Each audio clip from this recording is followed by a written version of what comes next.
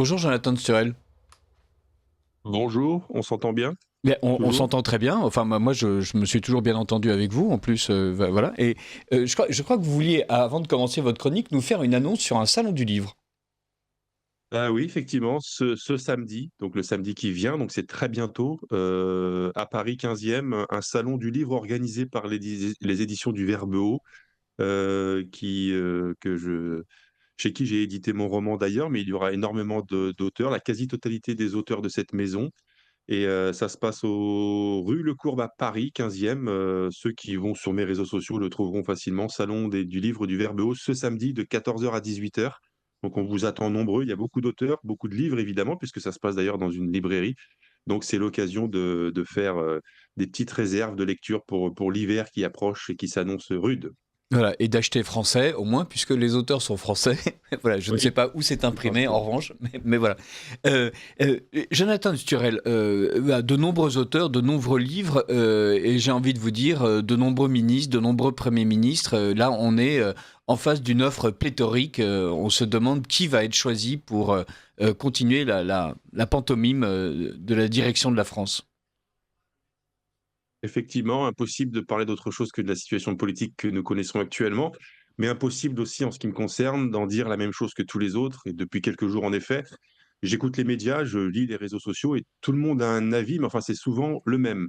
Soit ce sont les derniers amis de Macron et du macronisme qui déplorent une situation qui ne permet plus à leur gourou de briller, soit ce sont les adversaires de Macron et du macronisme qui déplorent le blocage institutionnel et qui accusent Macron d'en être leur responsable. Mais enfin, généralement, ça ne va pas beaucoup plus loin. Finalement, tout le monde s'inquiète de la situation, sans doute à juste titre, car sans doute que d'un certain point de vue, elle est inquiétante. En effet, pour ma part, je prends le problème à l'envers.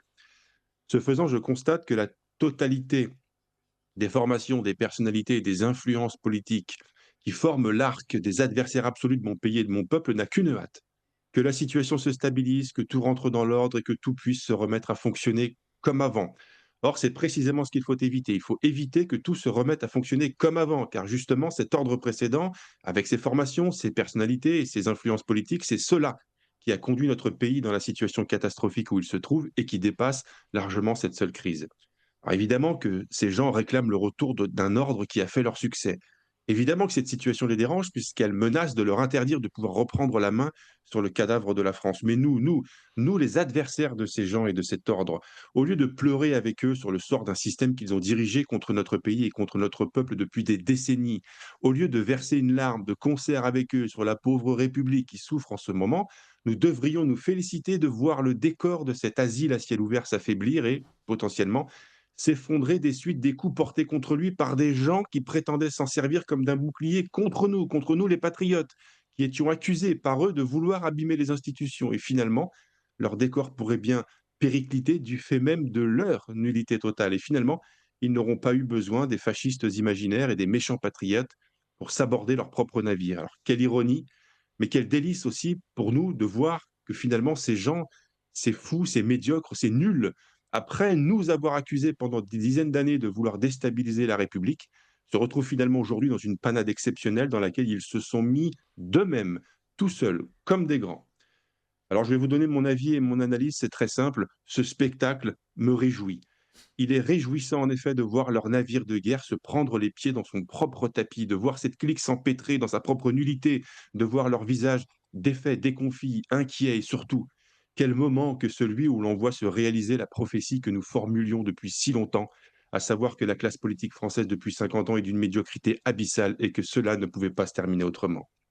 Pourquoi cela me réjouit-il? Certes, pas seulement à cause du plaisir que cela procure de voir sa prophétie se réaliser, mais aussi parce que du point de vue strictement politique, j'ai pu vérifier depuis longtemps que la situation était bloquée pour les patriotes, que le système médiatique, que les élections, que le découpage électoral, que la rumeur publique, que tout a été fait pour que les vrais défenseurs de la France soient toujours, en dernière analyse, arrêtés dans leur élan, empêchés dans leur réalisation et même diffamés médiatiquement et même entravés judiciairement. Tout leur système est construit autour de l'idée que les progressistes, comme ils s'appellent, doivent seuls pouvoir commander aux destinées de ce pays, et forcément tout a été fait pour nous bloquer la route. Par conséquent, il est pour ainsi dire impossible qu'en l'état actuel du fonctionnement politique de ce régime, nous puissions faire entendre concrètement, réellement, une voix alternative patriotique dans ce pays. Aujourd'hui, nous voyons le désastre à l'œuvre. Tant mieux. Ce qui doit périr, périra, et au lieu d'espérer le rétablissement de ce régime mortifère, admirons plutôt ses difficultés et gageons que s'il doit s'écrouler, il emportera avec lui, dans sa chute, les trop nombreux responsables de cette débâcle totale. Il ne s'agit évidemment pas d'appeler à l'insurrection. Si insurrection il doit y avoir un jour, elle aura lieu et peu importe qu'on l'appelle ou qu'on la craigne, elle adviendra si elle le doit.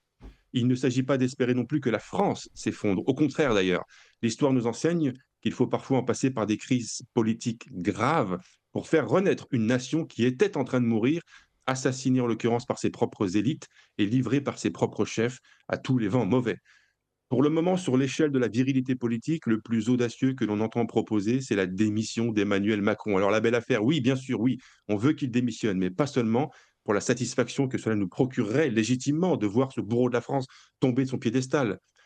Car pour un véritable défenseur de la France, la démission de Macron n'est pas vue comme l'aboutissement d'une chose, mais comme le commencement d'une autre. Alors, qu'il démissionne, oui, mais qu'en tombant, il se prenne les pieds dans l'armature même de ce régime et qu'il provoque, malgré lui, le commencement de quelque chose, en l'occurrence, le commencement du nécessaire et inévitable éboulement d'un édifice mortifère qui consume la France sans pitié.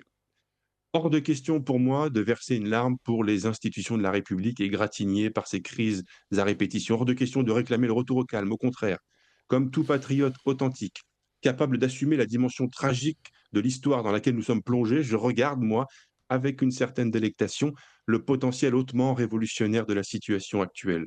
Certes, sans me faire d'illusions, bien sûr, nous savons que la République, si elle gouverne mal, se défend bien et que les fossoyeurs n'ont pas dit leur dernier mot, mais enfin, puisque tout est bloqué de toute façon, que nous reste-t-il sinon prier pour que ce mauvais cauchemar s'arrête, même si cela doit se faire dans le fracas de l'histoire. Alors pour terminer, je dirais qu'il paraît que le peuple français est un peuple de révolutionnaires. Moi, je n'en suis pas certain, je pense plutôt qu'il est un peuple jamais satisfait, certes, mais rarement en colère véritablement, et hélas, depuis 50 ans au moins, je le vois tout accepter, tout subir docilement, je le vois se résigner constamment et finalement laisser faire ses pires adversaires, mais enfin, si l'envie lui prend de me contredire par les temps qui courent, eh bien, qu'il fasse, et même plutôt 2 fois qu'une. Je vous remercie. Mais merci Jonathan Sturel. Vous avez vraiment l'impression que la colère des Français est éteinte et d'ailleurs elle a été bastonnée par Emmanuel Macron, elle a été éborgnée par Emmanuel Macron, elle a été euh, traumatisée par Emmanuel Macron. Et est-ce que cette colère ne peut pas du tout se réveiller? Je vois qu'il y a parfois des tentatives de faire s'éveiller cette colère. Effectivement, l'épisode des gilets jaunes était une tentative qui avait commencé, sur les chapeaux de roue, mais ce ne sont que des expressions par capillarité d'une colère qui est généralement très circonscrite et très localisée. Ce que j'entends par la phrase enfin, on dit que le peuple français est un peuple de révolutionnaires et on prend l'exemple de 1789, mais qui a étudié l'histoire sait que ce n'est pas réellement le peuple qui s'est levé en 1789, qu'il y a tout un tas de manipulations, que c'est plutôt la bourgeoisie qui a levé une fraction de la population contre la noblesse pour prendre sa place, etc. Mais sinon, quels sont les grands épisodes de la colère française manifeste dans la rue depuis 200 ou 300 ans? En fait, pas grand-chose. On a l'impression que c'est un peuple de révolutionnaires, puisque c'est un peuple qui n'est jamais satisfait, et c'est un peuple de gueulards, de Gaulois réfractaires, diraient certains. Alors ça, c'est vrai. Nous sommes très forts lorsqu'il s'agit de se plaindre, mais nous le voyons à chaque fois qu'il y a une élection qui nous donnerait l'occasion de changer l'ordre établi, nous finissons toujours collectivement par nous ranger du côté d'un centre modéré qui va éviter de trop bousculer les institutions. Et puis lorsqu'il y a une colère qui naît, elle est étouffée assez rapidement par quelques cordons de CRS. C'est comme si il y avait une colère qui voulait s'exprimer et qui n'y arrivait jamais parce que finalement c'est une colère un petit peu de bravade. On va dire dans la rue qu'on n'est pas content, mais pas trop longtemps et après on rentre dans nos foyers parce que tout de même il faut aller au travail demain matin. Donc j'imagine que ce que nous devons attendre d'une situation à haut potentiel révolutionnaire comme celle-ci, c'est qu'elle décide les Français et qu'elle les convainc d'une nécessité absolue qui est celle qu'ils ne s'en sortiront jamais par le jeu traditionnel des partis et des élections, que l'histoire regorge d'exemples où, lorsque des régimes se sont effondrés, ce n'est jamais du fait d'une élection, ce n'est jamais parce qu'un homme est sorti de nulle part et qu'il a convaincu le peuple qu'il fallait en changer de ce régime. C'est toujours parce qu'il y a eu des soubresauts, soit populaires, soit à l'intérieur de ce même régime, mais il faut de toute façon, pour modifier un ordre aussi solidement établi, en passer par quelque chose qui soit un électrochoc.